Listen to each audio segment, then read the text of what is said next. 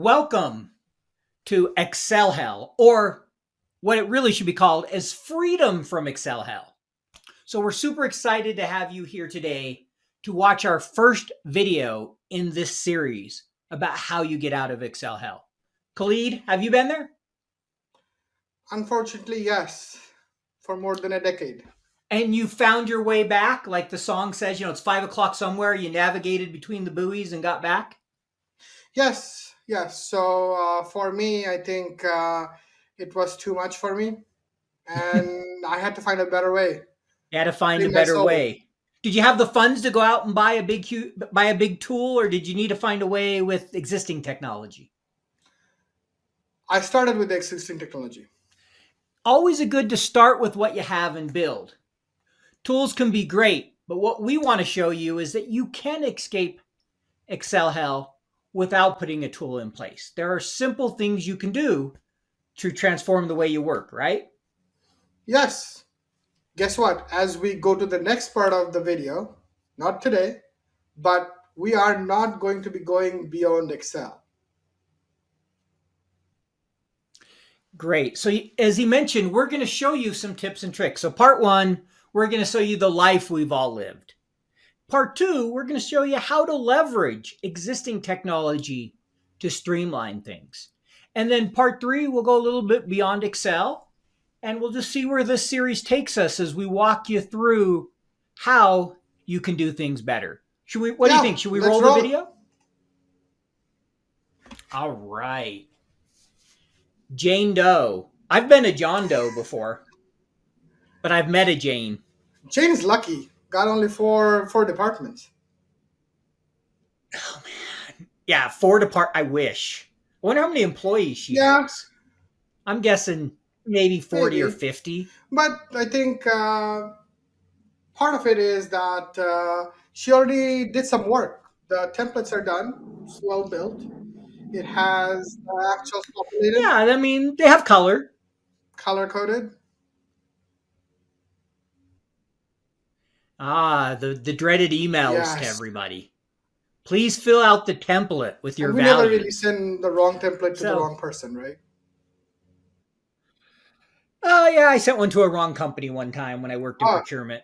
I had a long conversation with legal. It was not fun because it included another company's hourly labor yeah. rates. Don't do that.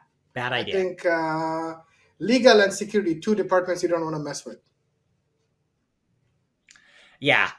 I once had somebody tell me though, although it tells you where FP&A ranks, especially during budget season.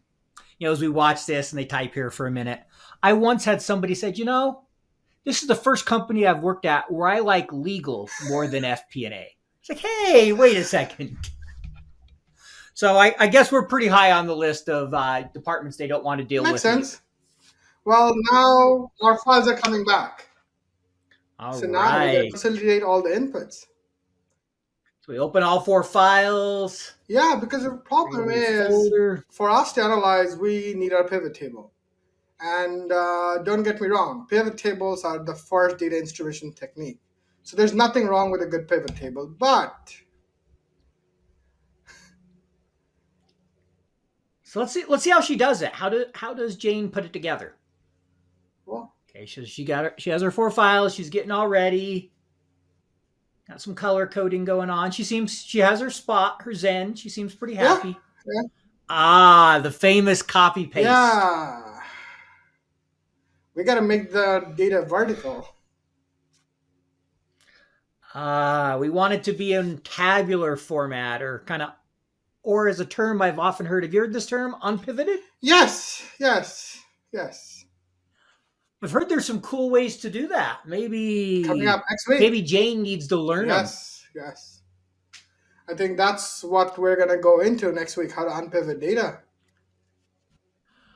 So the next video, that's one of the things we'll cover. That's a good one. I like that trick. I was very happy when I learned it. Well, if you notice, I think she's starting to lose her cool right now. Yeah, you know, should we put an over under on when she explodes? Yeah, let's do some farmers math. So one department, 12 months, 12 for four departments, 48. She has to do that 48 times. So, and there's a couple hundred rows for each one. So, what do you say the odds are she gets it right? We can do a coin toss. I don't have a coin right now, but we'll go with Yeah. 50-50. So I think we took a pause over here is because I think this is painful, not very value added. It has to be done. We have to consider our numbers. But do you think this is where the pain ends or the pain really starts? I think this is when you're just living the pain. It only builds from here, Yeah. unfortunately, is my experience. Unfortunately, the challenge for us becomes is that as soon as we are done, if you're lucky that you finished at that point, um, the train starts. All the adjustments start showing up. Updates, updates, and updates. Update, update. No. Well, the dreaded banging your head. Who wants to do that when you have that many versions that you have to redo every single time? And what I love is they're all named the same. Great consistency here. Yeah, yeah. I think what's the worst one you had? How many versions did you get up to? How many? What's the final version number?